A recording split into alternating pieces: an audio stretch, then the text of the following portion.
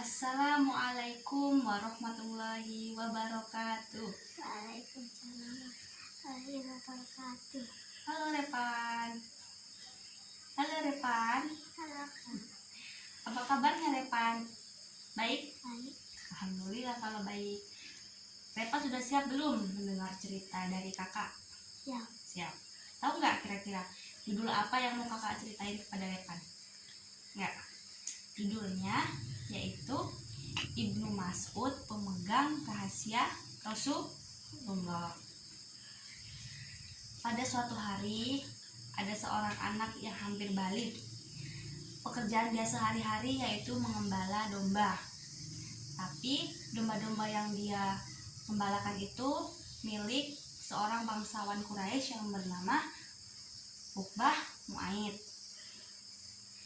Dia seringkali mendengar bahwasanya ada Rasulullah yang baru saja dilantik ini Rasulullah, dan juga dakwahnya yang lancar. Tapi anak ini tidak memperdulikannya karena memang tempat dia bergembala domba ini jauh dari kota Mekah, di mana kota Mekah ini kota yang dipakai untuk dakwah Rasulullah. Orang-orang biasa memanggil anak ini dengan sebutan Ibnu Mas'ud, tapi nama asli dia adalah Abdullah dan nama ayahnya Mas'ud, jadi Abdullah bin Mas'ud.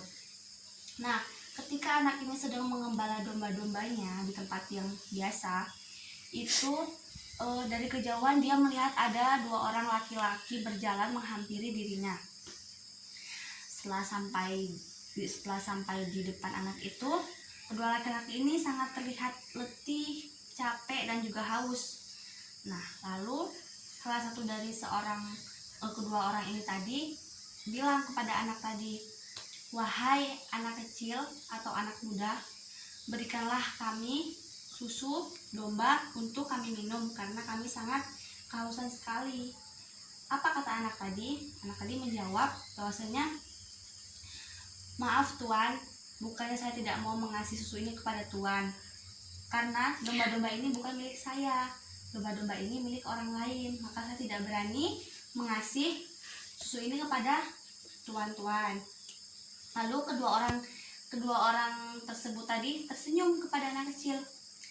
Kemudian salah satu dari seorang tadi yang kehausan itu meminta anak kecil tadi untuk mengambil salah satu dombanya, domba betina yang belum kawin.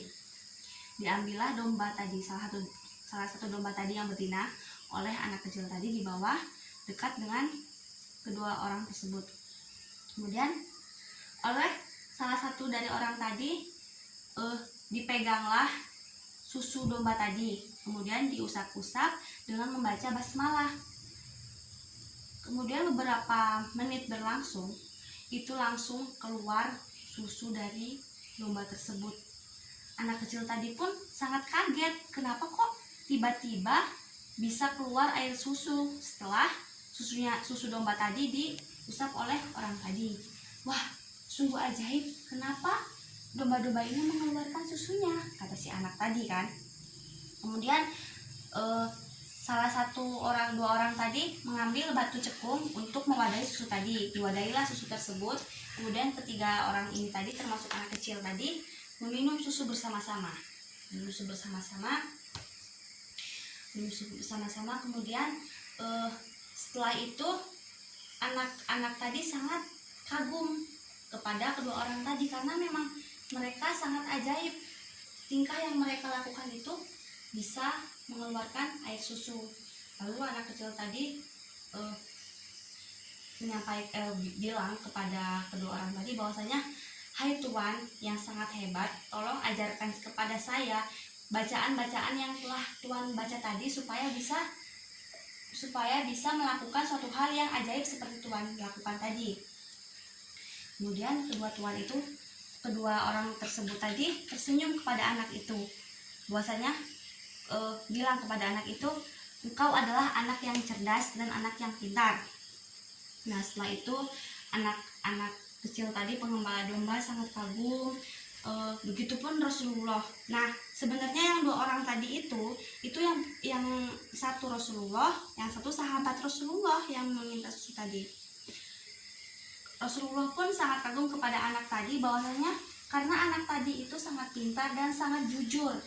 Dia tahu bahwa domba-domba itu bukan milik dia, karena domba-domba itu milik orang lain. Maka dari itu si anak muda tadi tidak mau mengasih susunya ke tuan-tuan yang tadi, ke Rasulullah dan sahabatnya. Nah, kemudian beberapa hari kemudian anak tadi datang ke rumah Rasulullah mengatakan bahwasanya, wahai Rasulullah, aku ingin masuk Islam. Tadinya kan anak itu bukan orang Islam, tapi setelah kenal dengan Rasulullah, melihat perlakuan Rasulullah yang sangat menakjubkan tadi, dia ingin mempelajari, ingin belajar lebih lanjut lagi tentang Islam. Makanya dia masuk Islam. Kemudian, wahai Rasulullah, izinkan saya jadi pelayan Rasulullah. Nah, dari situlah anak tadi berhenti sebagai pengembala domba dan beralih pekerjaan menjadi pelayan Rasulullah. Nah, Abdullah bin Mas'ud ini atau anak muda yang tadi itu sangat setia sekali kepada Rasulullah. Ketika Rasulullah ketiduran, ketika Rasulullah mau sholat tapi ketiduran, itu dibangunkan oleh anak muda tadi. Terus ketika Rasulullah mau keluar, itu disiapkan sendal-sendal dan pakaiannya. Pokoknya sangat setia sekali.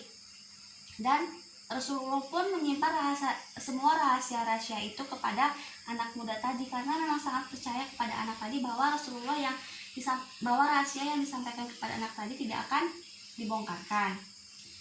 Nah, saking percaya Rasulullah, sampai-sampai anak muda tadi diperbolehkan untuk masuk ke kamar Rasulullah apabila ada perlu apapun. Pokoknya sudah percaya sekali kan. Nah, setelah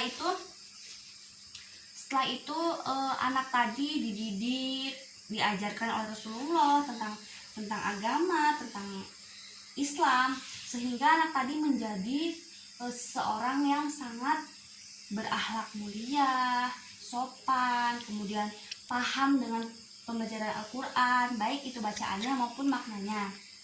Orang-orang di situ pun